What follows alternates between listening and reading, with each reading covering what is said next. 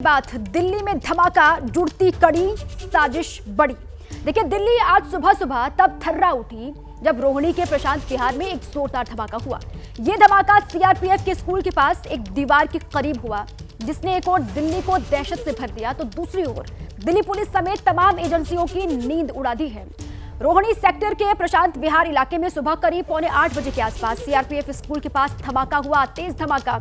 हालांकि धमाके में कोई घायल नहीं हुआ, किसी की जान नहीं गई, लेकिन धमाके से दीवार, आसपास की दुकानें और कुछ गाड़ियों को नुकसान जरूर पहुंचा के।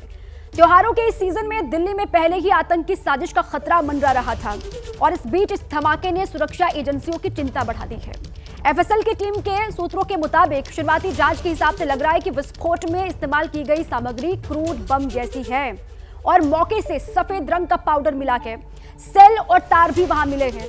अब ये सब धमाके में इस्तेमाल हुए हैं या फिर वहां पहले से पड़े हुए थे, इन तमाम सवालों का जवाब फाइनल रिपोर्ट आने पर ही हासिल होगा।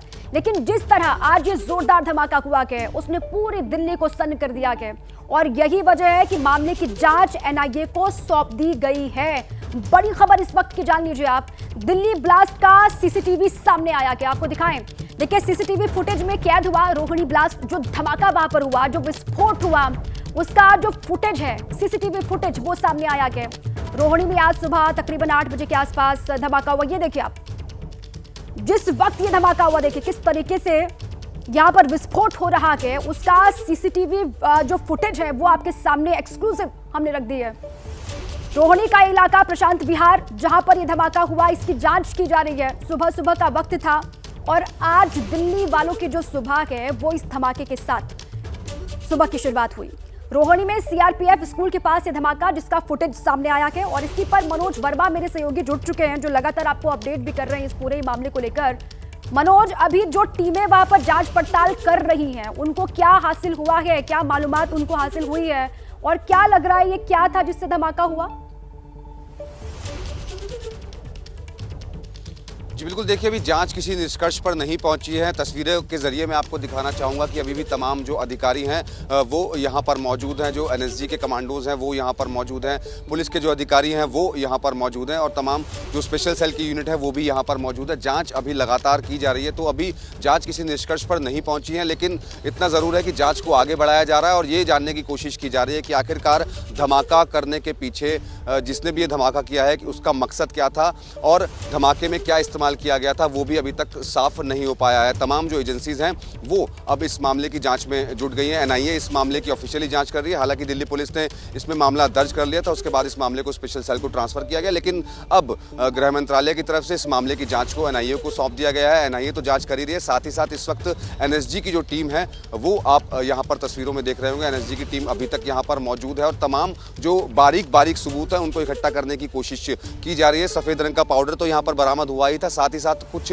तारों के टुकड़े यहाँ पर मिले। इसके अलावा जो घड़ी में यूज़ होने वाला सेल होता है वो यहाँ से मिला है। वो पहले से यहाँ पर पड़े हुए थे या फिर वो उनका इस्तेमाल धमाके में हुआ था, उसकी अभी जांच यहाँ पर की जा रही है। इसके अलावा तमाम जो आसपास की सीसीटीवी फुटेज है उनको खंगाला जा रहा है और ये देखने की कोशिश की जा रही है कि क्या कोई शख्स रात में ही वहाँ पर कुछ रख कर गया था या सुबह सुबह ही किसी ने कुछ रखा है। तो तमाम एंगल्स पर जो जाँच है वो अभी तक दिल्ली पुलिस की कहें या सुरक्षा एजेंसियों की तमाम जो जांच है वो जारी है। लेकिन धमाका बहुत ज़ोरदार था और उसकी तस्वीरें भी मैं आपको दिखाना चाहूँगा। इतना ज़ोरदार धमाका था कि उससे जो दुकानों के शीशे थे वो टूट गए, जो गाड़ियाँ यहाँ पर खड़ी हुई थी उनके शीशे टूट गए और जो तस्वीरें आप ये देख रहे हैं दुकानों के जो बोर्ड्स लगे हुए थे वो तक यहाँ पर गिर गए। तो यानी कि जो धमाके की इंटेंसिटी थी वो बहुत ज़्यादा तेज़ थी। हालांकि क्रूड बम की अभी तक जो जानकारी है वो सूत्र हमें दे रहे हैं कि क्रूड बम ये हो सकता है, लेकिन किसने ऐसा किया और क्यों ऐसा किया और इसमें क्या क्या इस्तेमाल हुआ उसकी जाँच जो है अभी फिलहाल एजेंसीज यहाँ पर कर रही हैं। तस्वीरें जो मेरे कैमरामैन मनीष उनियाल आपको लगातार दिखा रहे हैं, तमाम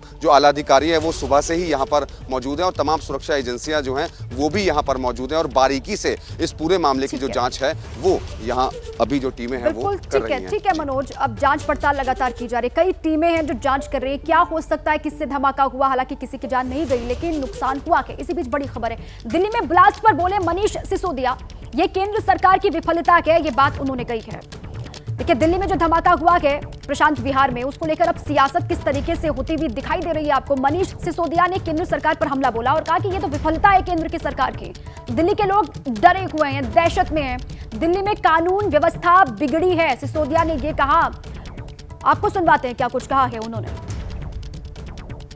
भारतीय जनता पार्टी को कहना चाहता हूं कि आप लोकतंत्र में थोड़ा लोकतांत्रिक प्रक्रियाओं का सम्मान करिए। आपको दिल्ली के लोगों ने पुलिस के जरिए लॉ एंड ऑर्डर ठीक करने की जिम्मेदारी दी है।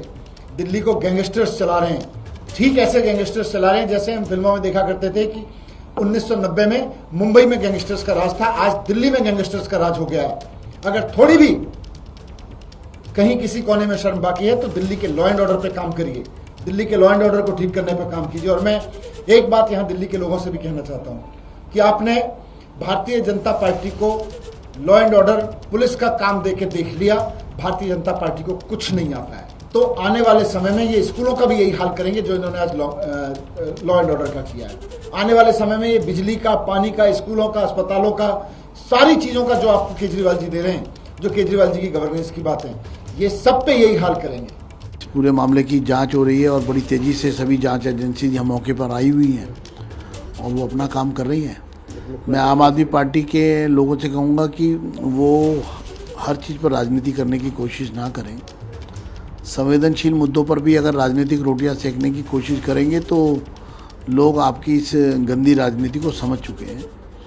सवाल तो ये है कि आज सुबह से ये घटना हुई है और इस घटना को हुए सुबह 7:41 की घटना है और घटना को घटित हुए भी लगभग 8-7 घंटे हो चुके हैं।